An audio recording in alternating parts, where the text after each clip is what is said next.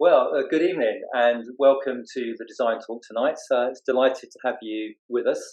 It's a very special occasion for us, first time in 2023 that we're able to do these talks, and we haven't actually done one for quite a few months. So it's delighted to have you. And actually, for the first time since COVID, we have two lovely people turned up, Mr. and Mrs. Dodd, which is wonderful to have you guys with us tonight. So we have a split in-person and Zoom event happening tonight. So we're much more excited about that because we like real people much more to be able to do that. So anyway, without further ado, this is Jay, one of my design team, and I'm Keith Myers, design director here at the Myers Touch. So we're quite excited, but you may or may not know who the Myers Touch are. So we just thought, well, let's just start with a little bit of a conversation about who the Myers Touch are. I mean, this is our studio in a lovely sunny day, which you can tell you doesn't happen that often in Winchester, but we're delighted when it does. So this is where we're based, and just down the bottom just gives you places that we've spoken at, lectured in some way at KBSA events, the Society of British and International Design in London, Grand Designs Live, which I regularly speak there, and on the advice panel, 100% Design, which actually as an exhibition doesn't exist anymore, but it was one of the key design exhibitions that we have. NKBA and KBIS is an American show that both my wife and I spoke at last year in Florida, which was very, very nice, although rather cold.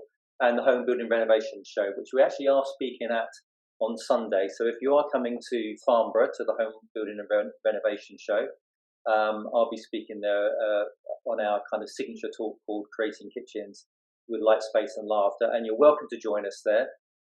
If you would like tickets for the event, please drop a line on the chat box, and Chad, who I'll talk about in a second, is manning that tonight, and we can get tickets sent off to you in the post, or maybe probably better to pick them up on the day, considering how close we are and how bad the post is at the moment. So as I was saying, there is a chat box on this tonight. If Chad, you're happy just to introduce and say hi so everybody knows where it is. The whole purpose of the chat box is to cause a little bit of interaction and questions. If there's anything going on from your point of view that you would like to ask, or any feedback that you would like to give us during the event, we're be very delighted to hear from you. And to do that, so that's Chad, who's another one of my design managers on the thing tonight. So my little cursor has currently stopped working for some reason, so let me just quickly try and do that. So this is the inside of our studio. This is kind of where we are right now.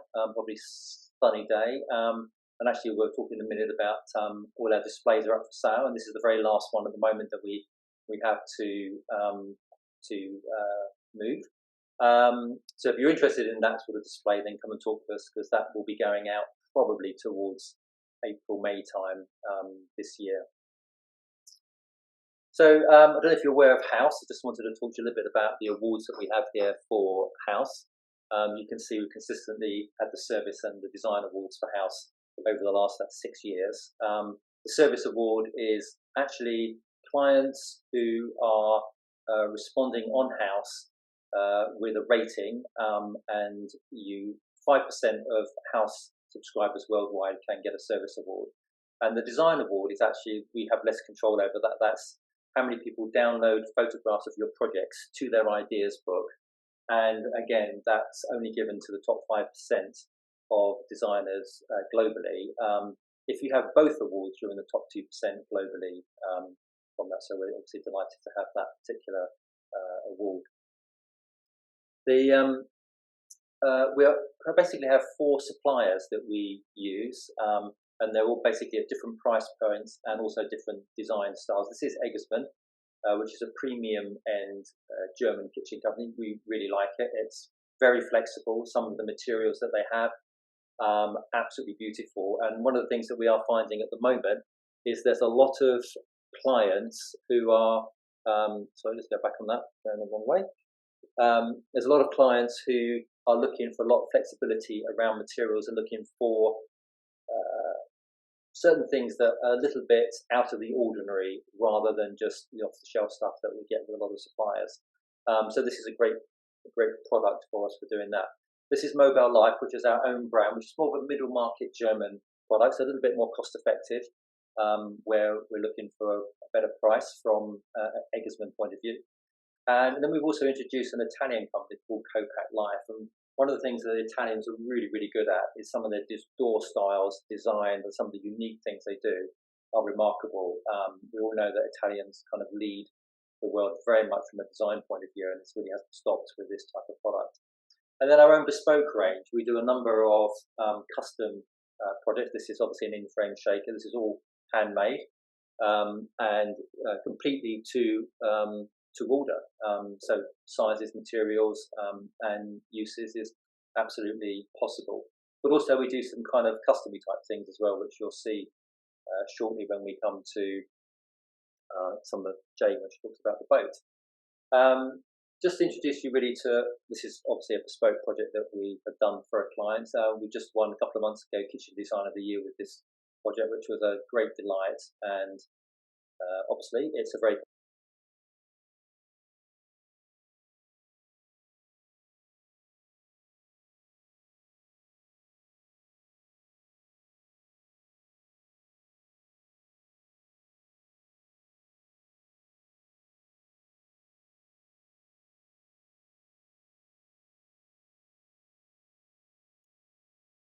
sorry about that. I was kind of unmuted for some. Hopefully you can hear me. So if you can't hear me for any reason, please do just send a chat message. Anyway, this kitchen here was actually a real delight because we were engaged to do a contemporary project into a stately home, which was a real delight to work with, 400-year-old architecture, yet put in a contemporary edge to it. And we were delighted to have been finalists for 3 design awards during that time, which was amazing. So anyway, let me pass over to Jay, and she will take you through the next stage. Thank you. And just to say hello, everyone, and thank you so much for coming. It means a lot to us, and we look forward to going through these 5 steps with you. Hopefully it'll be a bit of helpful free advice for you in your project.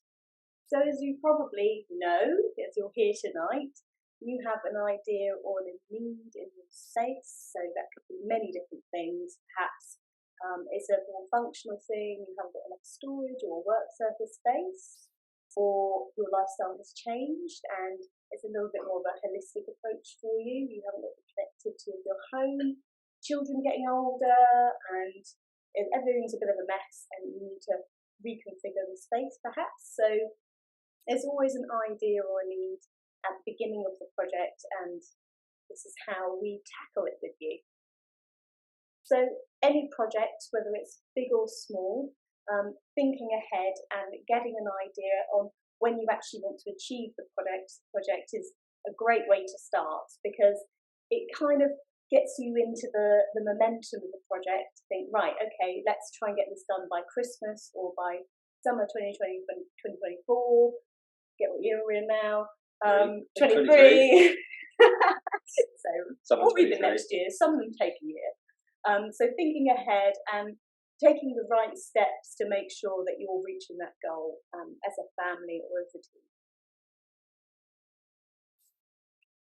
Even if you're having just a kitchen replacement, sorry, a little bit of music, background music there. If you're having a kitchen replacement, whether you're extending or a new build, it's so important to research your projects. It might be that you're just looking on Houzz and Pinterest or your social media. Instagram is really quite helpful with these things, just to get an idea on what sort of aesthetic you would like. Sometimes just chatting with the family can be a really good start, because they might say, actually, Mum, I'd really like somewhere I could do my homework, or you've just bought a new air fryer and that needs a new home. So lots of different things and ways that you can research. And that leads on to engaging with professionals, because you need to start having these conversations with people. And this will then give you an idea on how much the fees are costing these days, and what the lead times are, and what people's availabilities are like. So engaging with lots of different professionals, that could be people like us, kitchen designers, architects or contractors, lighting designers, all sorts. So very key in the process. And hopefully, if you've started to follow these steps, you're ready to make an informed decision. And usually our clients, there may be a few people that are in the runnings, whether that's contractor or kitchen designer, But usually, if you have resonated with that person and you have a bit of a connection and they have that energy and passion with your project, usually you have a gut feeling in your initiative to know who is right for you and who to go for, and which is realised. So timing is a really important thing, and it's very interesting as we start to consider what I call the reverse engineering process. And Jay touched on the whole thing as well. When do you want to realise that dream? When do you want that project to happen? And interestingly, maybe pre-COVID, we could easily do a kitchen in 2 to 3 months. Now that's actually changed quite significantly, and lead times have gone out from perhaps the average 3 to 4 weeks for a laminate door up to 10 to 12 weeks now, which actually creates a lot of challenges actually really, because we start to consider people coming to say, oh, I want a kitchen done for Easter. Well, actually, that's actually quite difficult to do, and it may be impossible depending on how long you spend in the lead time. So now there is some third-party companies that we're using, suppliers that we're currently working with, who have a year lead time on some of the products. Now they are more unique and more specialist, but 3 month lead time now on most materials is pretty much the case. I mean, there is companies you can go to that do it off the shelf because they're kind of stacked in a warehouse somewhere, and that's a very different market to what we're in, because everything we have is made to order, made to measure, made to side, and obviously some of it is actually completely customized. So thinking about when you want to ideally see your kitchen, and a lot of people go for it in the summer purely because if they're doing extensions or knock-throughs, the weather's better to be able to do that, and building tends to be easier during the summer period, but not always. So kind of begin to allow enough time for that process. The next time is in design. Well, very interestingly, design actually, you could probably do a nice design for someone in a week if you knew what you wanted and there was clarity and the decision making was quite high. But for some clients, they want to spend a significant amount of time in the design process, looking at lots of options, lots of ideas. And we did a project which was completed probably around about summertime, which we were in the design process with the client for about 8 months. Now they had paid a commission fee on the project, but that whole design process, we were meeting with them every single week for a Zoom call, probably between 2 to 3 hours. Now it was a significant project with a lot of decisions to make. She was very detailed and she wanted to spend a lot of time in the design process, which we're fine about, no problem at all. But then obviously, then you need to have time for decision. Well, actually, you can make a decision in 30 seconds in one sense, but actually it could take you 3 days, it could take you 3 months. At the Myers Touch here, we're not a sales organisation, we're a design organisation. So we don't have really kind of offers to say, okay, we have a 40% off sale or 50% off sale. We don't put our prices up to bring them back down again. So really, there is no pressure on the design process other than reverse engineering your timescale back to say, if you want a kitchen installed by August, September time, and you're not talking to us right now, then you really need to crack on and start talking to us, because to give you enough time to go through that full process, we don't want to rush you. It's an important decision. It's a costly decision.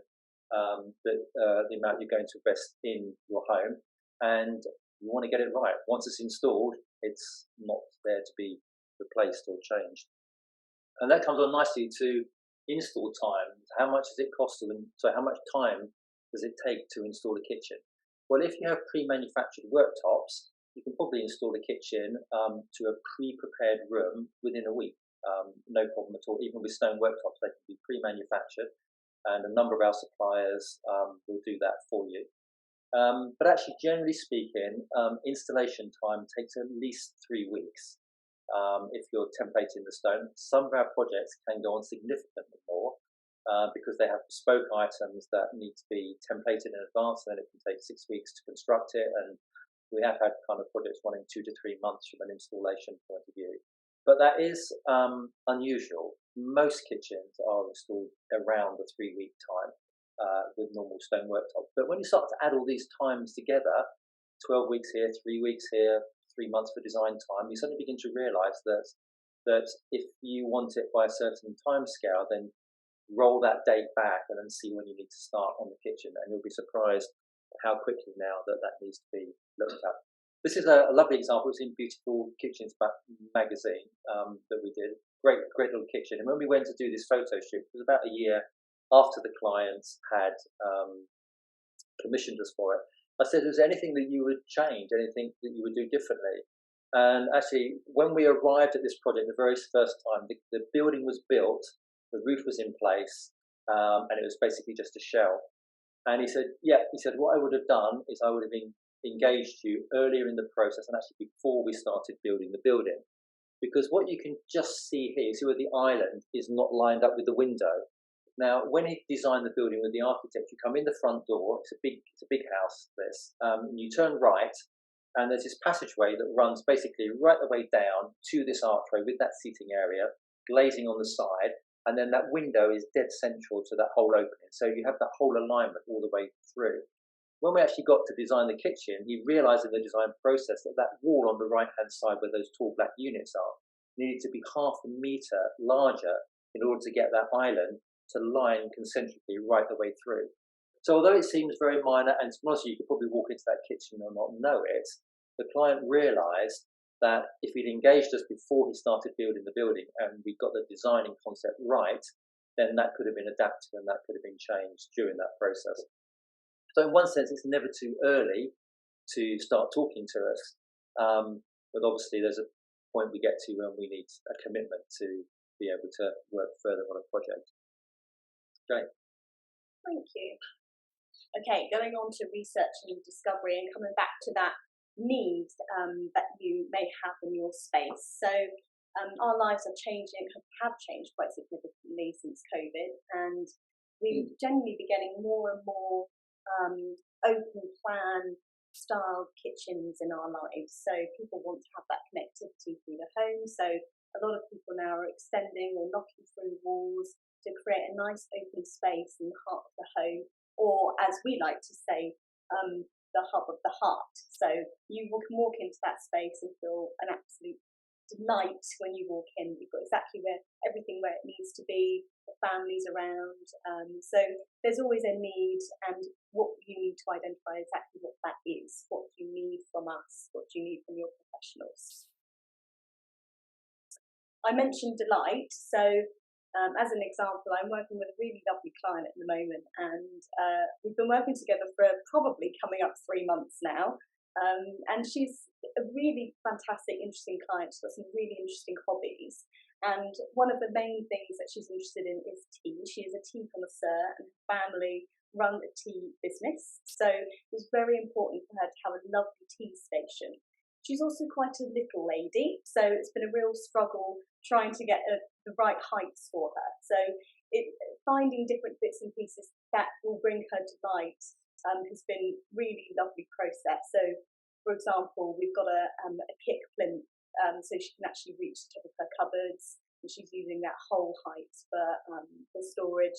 So it's little things like that. You want to be able to walk into that space and feel, yes, I'm at home, I'm comfortable, I'm happy, or perhaps I feel energized to cook. You feel that delight in your new space.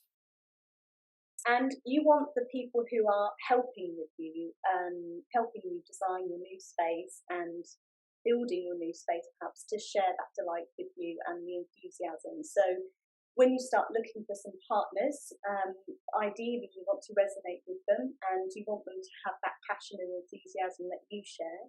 So I would look for some maybe interior designers, your kitchen designer, your contractors, lighting designers. There's lots of people that you need to get in contact with. So the earlier you can start having those conversations, the better.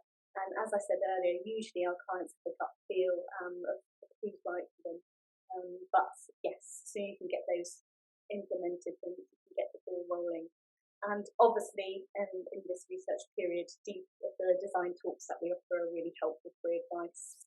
We've got quite a lot on our YouTube channel, so if you head on there, we have lots covering different subjects around the ideas of design. So we've got one on biophilic design, different design trends, how much the kitchens cost. So it's really worth having a look. And some of them are 2 minutes, some of them are half an hour, some are longer.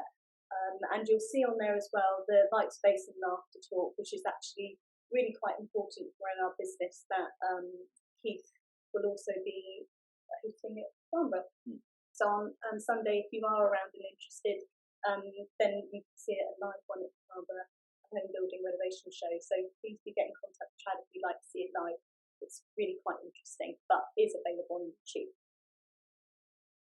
So this is a really good example of one of our previous projects. It's actually a lovely apartment based in Portsmouth, overlooking Spinnaker Tower, and it's a very good example of a designer and a client that resonate with each other. And that designer was Keith in this situation. So in this current client, they looked for, they had a very nautical theme throughout their house, and they were very keen sailors. So as you can see, this lovely veneered boat style island, very unique, beautiful curves, and really quite a unique and personal design for that client. It might not be for everyone, but for them, it's not exactly off the shelf. So this is a very good example of that. You can see on the back wall as well, the wife of this client really loved turtles. So there's a turtle in that bespoke glass splashback as well. And it's worth noting the ceiling detail as well. We do look at those details too. And I've also noted that the lights that are just hovering above the breakfast bar area, I think they replicate things that they rise into the surface of water. So really interesting design and very personal to the client. And I believe there's another picture there. Yeah, so you can just see the boat there. Really quite beautiful. So down to the crux, as they say, budget. It's always a very interesting kind of subject of how to budget for a kitchen. Well, that's really a tricky kind of question. Is the whole aspect of what one wants to invest is quite key, and I think it defines it into 4 areas here, really, of what one looks at. And the aspect of personal value is all really about identifying for some people. They come to us and they do a utility room. They want to reuse the sink in the utility space, and that's fine. We're happy to facilitate those sorts of things. Or they're not really fussed about something like a cooker tap, a hot boiling water tap. They're just happy with a standard kind of £200-300 tap just to do that. Some people like to reuse their tap, and some people will go out all in and do a cooker cube with boiling hot water, chilled water, sparkling water, and spend £2,000-3,000 on a tap. Well, that's all about personal value and about what's important to you. We don't know what is important to you, and therefore we need to ask you questions, and you need to guide us through the process. And we never assume what someone does or doesn't want to spend on a project, as long as what they do want to invest in the project is enough for what they need and what their desires are.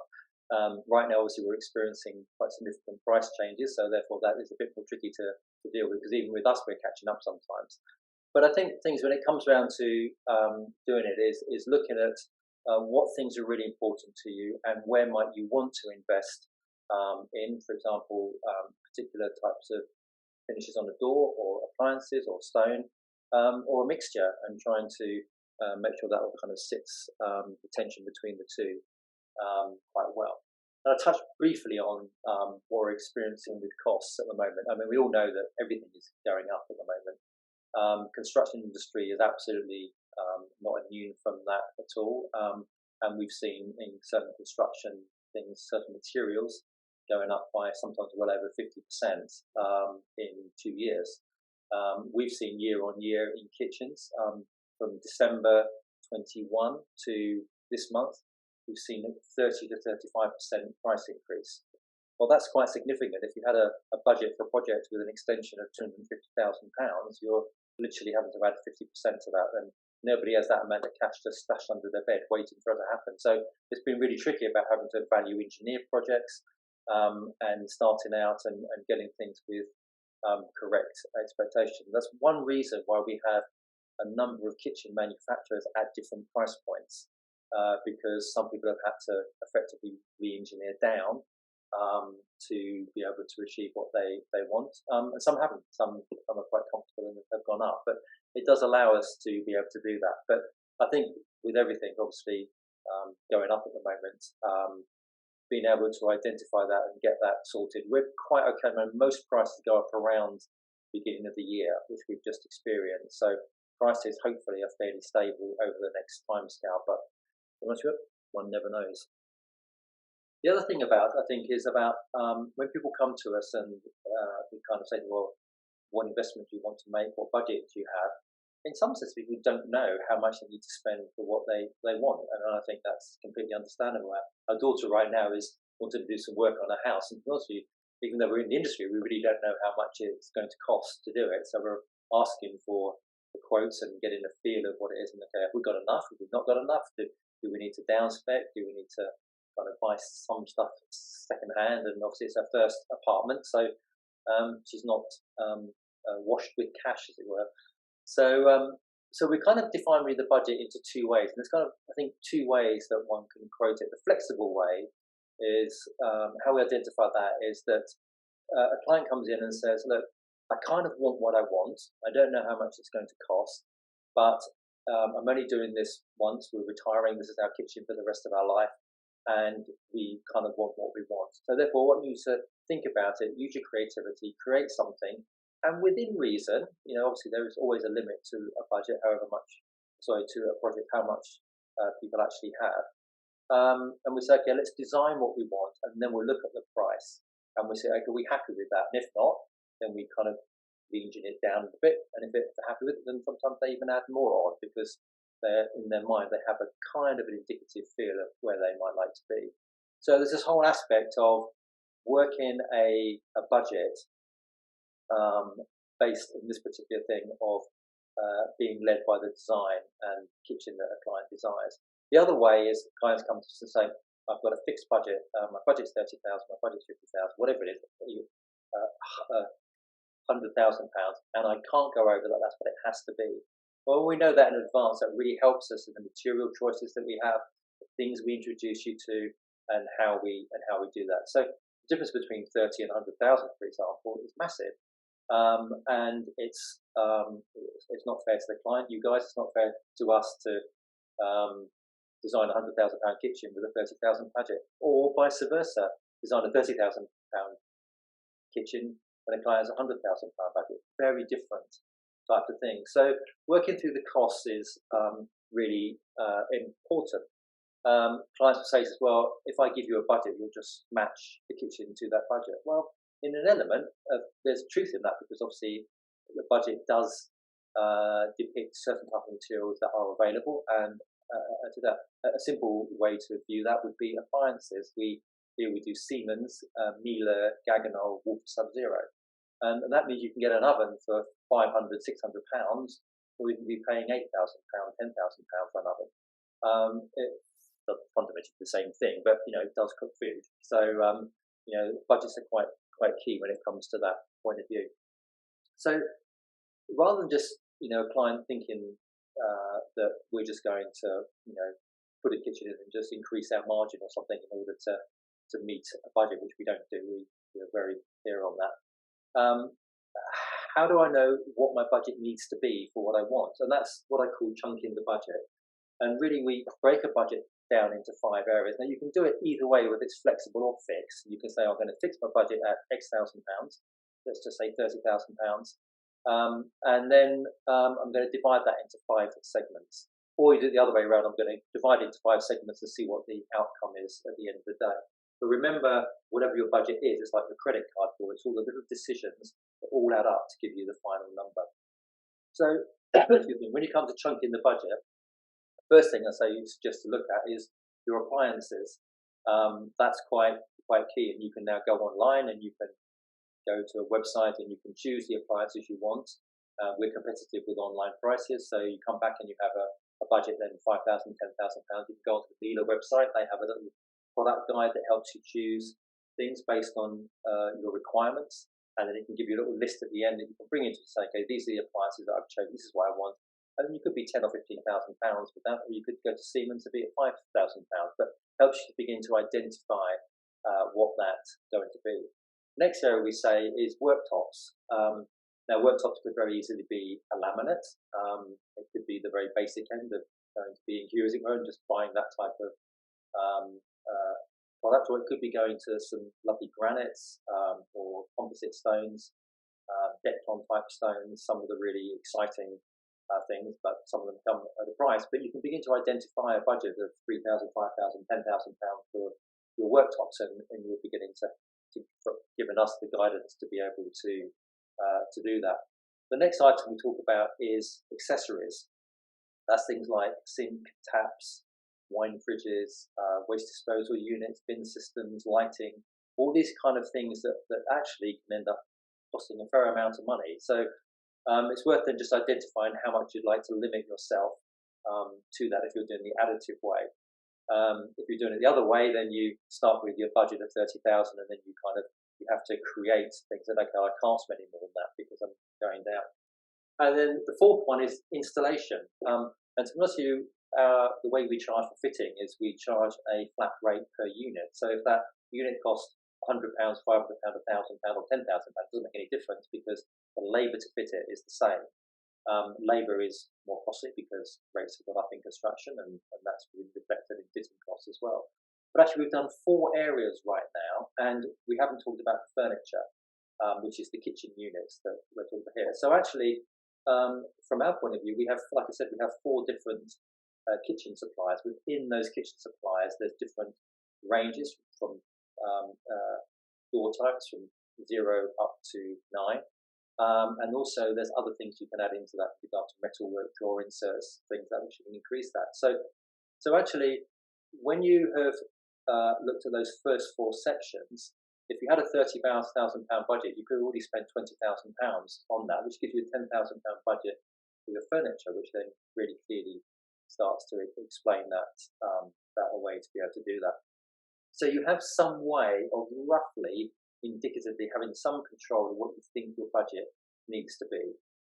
And then obviously once you come to us with that, then we can help you through that process and make sure that's clear.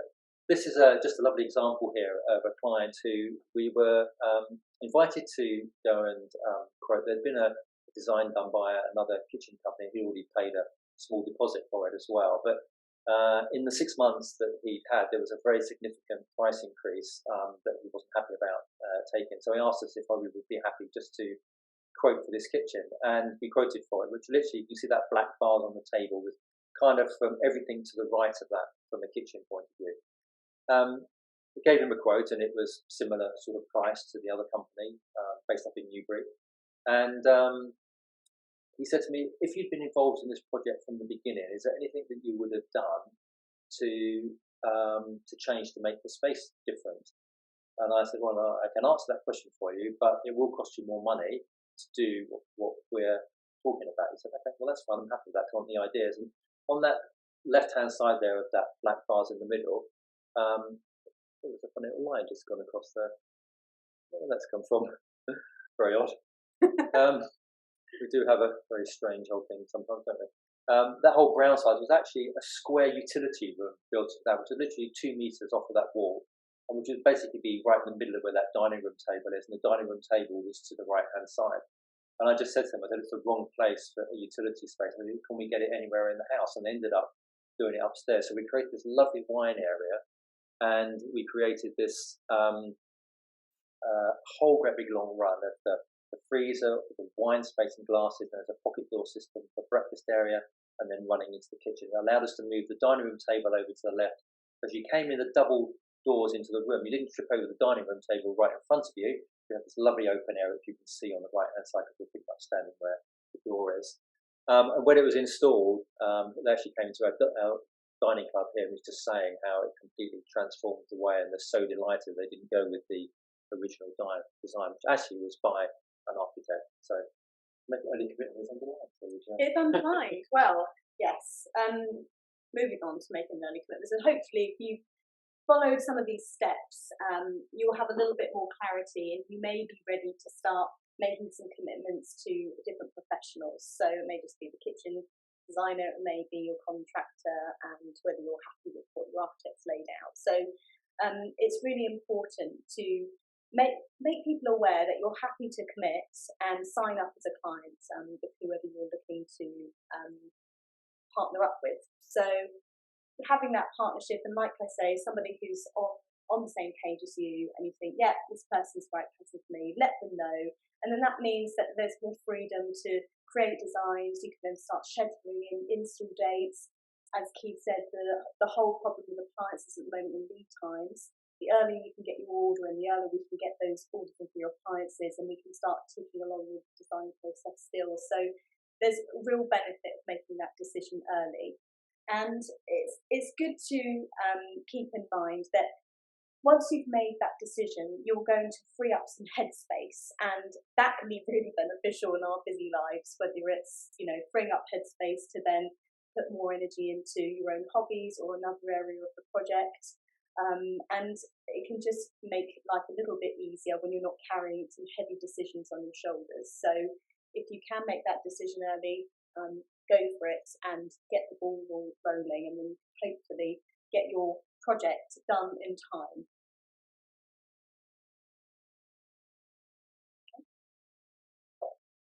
Okay, so the process of how to choose a supplier, really interesting point, because there's lots of studios out there, and how do you know whether we're the right one or whether that? We have this phrase which we call the resonance with your designer, and it's a really, really important thing. I think one of the things that we put a lot of effort into here is understanding quite deeply what you're thinking and what you're feeling about a space.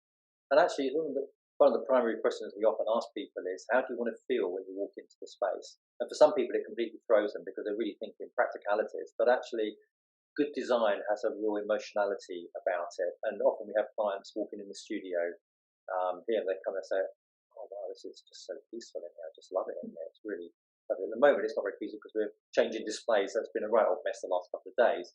But the resonance of how you feel about connecting with your designer is really, really important, because in order for you to be able to express your deepest requirements about how you want the space to work, it needs the freedom to be able to do that. And all of us here at the Midas Touch, we're nice people, but we don't connect with everybody. We're not right for everybody. And that's great, to be honest with you, because it's nice that we make that decision early on. And the client says, yep, well, we're not really connecting, and it's not the right thing, and we move on. Sometimes we got different designers with different styles and different approaches, and then sometimes we will move a client between designers if we know that it's not the right person, or we know that it's a particular type of project, so one of us has different skills. But actually, we work as a team here very much, so being able to bring other designers in to the projects can be really key. So therefore, the whole kind of sense of resonating with us as a company and us as designers is really key. Another thing is that you can get on with someone really well, but they haven't a clue what they're talking about. And therefore, expertise becomes a really significant requirement of a project. And people ask me, say, well, I've been to wherever particular company, one of the multinationals or something, and they said, well, he just really gave us what we asked for. And there's a very difference of what I call between a kitchen designer and a kitchen planner. And there's the kitchen industry is full of kitchen planners. And a kitchen planner really is a guise of a salesperson who is just really trying to sell it. And the easiest way for them to sell to you is just to give you what you want. So they'll ask you, so where do you want the oven? So they just give you what you've asked for. And there was one particular multinational company has a brilliant advertising campaign that was along the lines of, you come to us and we will help you design your kitchen because you're the only one that really knows how to do it. Well, that's a load of codswallop, really, because although each client does know and does understand instinctively what they want, they're not experts in the field. And therefore, they need help and guidance to be able to draw out and ideas to challenge the way they're thinking. But it's a great sales strategy, because once the kitchen is up there, that the client's design is, oh, it's a great design, and just sign here and it's yours. And it's not until it's installed they find out that there's problems with it, because the kitchen planner hasn't given advice. And therefore, correct expertise and a kitchen designer, which tends to be a kitchen architect, interior architect or interior designer as well with that background, can really help get the most incredible outcome for you in the space. So, how do you find someone that's expert? Well, I mean, there is ways to actually do it. One, I think the aspect of resonance, which I've touched on, is getting on with that person that you feel that they can do it for you. Seeing in that conversation that they're challenging your ideas, that they're giving you things you haven't thought about, and therefore you can see the expertise that they have. Another way is track record, which I talk about the portfolio that someone has on their website. We have some on our website. We don't put everything on our website, but we have probably 50 to 100 projects that we've done that we have photographs for, different ideas and different types. Also, design awards. We at the MyStaff year, we have a significant number of design awards, from Kitchen Designer of the Year, Kitchen Retailer of the Year, which we've won, Kitchen Showroom of the Year, which we've won. So all of these awards help you as a client see that there is a capability and a history, a consistent history for us over 5, 6, 7 years that we've actually been able to see. So that kind of helps you see that in the marketplace. And I put this whole thing kind of something extra. I think in just trying to determine the difference between kitchen planners and kitchen designers, as soon as you sit down with someone who knows what they're talking about and is experienced, and even as a team, it's like I was saying earlier, it's not just about the one designer, it's about how the team comes in. And if Jay is working on a project and she needs some expertise, I think Helen and myself could come in, or Chad could come in, and we could work on things together, because that's what we are. We're about getting the best result for the client, and we all have specialisms and skills, and we've got to know when to introduce that thing. So it's about this whole thing about just kind of excelling in the whole process of the design. So when you come to that thing, when you walk in, the final test, it's all finished, you walk in and you think, yes, absolutely perfect, exactly what I wanted.